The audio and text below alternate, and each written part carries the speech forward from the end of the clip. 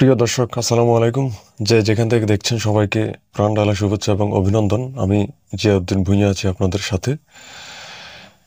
আজকে আমরা সাংবাদিক ইলিয়াস হুসাইনের কিছু গুরুত্বপূর্ণ কথা শুনবো। আগেই বলে রাখি, আমি ওনাকে ফলো করি 2018 সাল থেকে এবং ওনার বিশাল এক বড় ফ্যান আমি। তো ওনার কিছু ভিডিও আমি আমার চ্যানেলে আপলোড দেই, আপনাদেরকে দেখাই, এবং গুরুত্বপূর্ণ যেসব ভিডিওগুলি আছে আমি সেগুলি কাট করে আপনাদেরকে দেখানোর চেষ্টা করি। তো ভিডিওটি দেখতে থাকুন।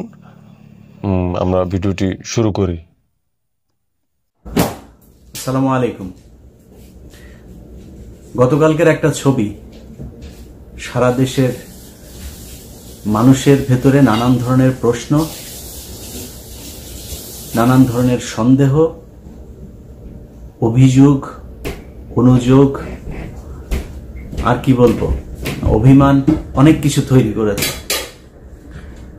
আমি এই ভিডিওটা যখন রেকর্ড করছি নিউ ইয়র্ক সময় বিকেল, বাংলাদেশে তখন অনেক রাত। বাংলাদেশ সময় আগামীকাল আপনারা, অর্থাৎ সন্ধ্যায় আপনারা দেখবেন নিউ ইয়র্কের সময় অনুযায়ী। আমি আজকে সকালে যখন ঘুম থেকে উঠেছি, ঘুম থেকে ওঠার পর আমি সবসময় ফোন চেক করি। তো আজকেও ফোন চেক করতে গিয়ে দেখি অনেকেই একটা ছবি পাঠিয়েছেন। আমি প্রথম যখন ছবিটা একজনের দেখলাম, আমি মনে করেছি কি যে এটা হয়তো আগের কোনো সময়ের ইফতার মাহফিল টাহফিলের কোনো ছবি টবি হবে। চেক করে দেখলাম 2-3 জনের ইয়েতে লেখালেখি দেখে বুঝলাম যে ওইটা আজকের ছবি ছিল, অর্থাৎ বাংলাদেশ সময় কালকে। আমার কাছে এটা বিশ্বাস হয় নাই।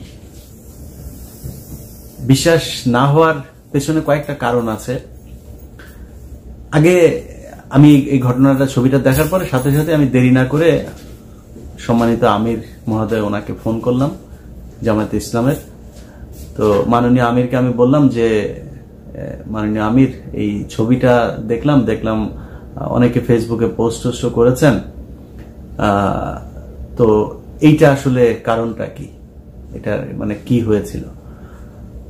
তো উনি আমাকে যে জবাবটা দিয়েছেন সেই জবাবটা আপনাদেরকে আগে জানিয়ে রাখি একটু।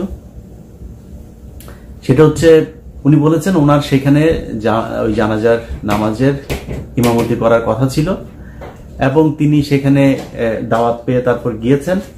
যাওয়ার পরে তিনি একটা রুমে বসেছিলেন। ওই সময় এই খুনিরা সব এসে ওনার আশপাশে বসেছেন। যেহেতু বসেছেন সেহেতু উনি তো আর তাদেরকে উঠিয়ে দিতে পারেন না। মানে এক্স্যাক্টলি উনি আমাকে যা বলেছেন আমি সেটাই বললাম, কোট আনকোট। উনি এটাই বলেছেন যে আমি তো আর ওনাদেরকে উঠিয়ে দিতে পারি না, ওনারা বসেছেন, এইটুকু। আমি এর বাইরে আর কোনো কিছু জানি না। এটা কোনো পরিকল্পিত পূর্ব নির্ধারিত কোনো মিটিং, আলোচনা কোনো কিছুই না, এই এতটুকুই। তো এটা জামাত ইসলামের ধরেন বক্তব্য যদি আমরা হিসাব করি,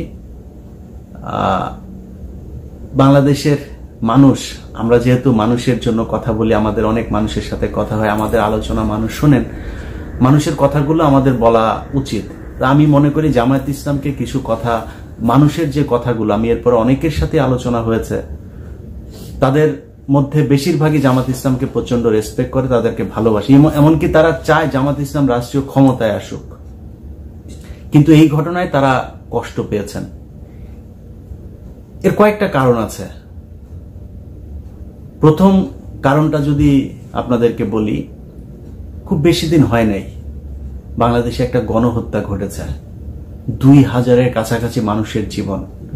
এটা একটা ফানি বিষয় না। সেই মানুষগুলোর রক্তের দাগ এখনো পর্যন্ত শুকায় না এবং সেই খুনের সাথে সরাসরি সম্পৃক্ত, বিশেষ করে আবুল কালাম আজাদ, তো সে প্রধানমন্ত্রীর প্রেস সেক্রেটারি ছিলেন প্রাক্তন, আর বুলবুল এবং এই ইকবাল সুবহান চৌধুরী, এই দুজন সরাসরি খুনের সাথে জড়িত। কারণ 4 তারিখ রাতেরও তাদের যেই আপনার টক শোতে বক্তব্য, তার ঠিক 1 সপ্তাহ আগেও শেখ হাসিনার সাথে তাদের দেখার সেই যে প্রেস ব্রিফিং এ মত বিনিময় যেটা হয়েছে, সেই অনুষ্ঠানেও তারা যে বক্তব্য দিয়েছেন, সরাসরি ছাত্রদের বিরুদ্ধে, বাংলাদেশের মানুষের বিরুদ্ধে কথা বলেছেন এবং শেখ হাসিনাকে উস্কানি দিয়েছেন যাতে এই খুনগুলো করা হয়, যেভাবেই হোক শেখ হাসিনা যেন রাষ্ট্রীয় ক্ষমতায় থাকেন।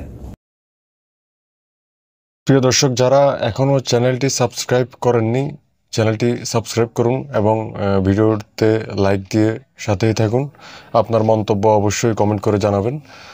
সবাই ভালো থাকবেন। আসসালামু আলাইকুম রহমতুল্লাহ।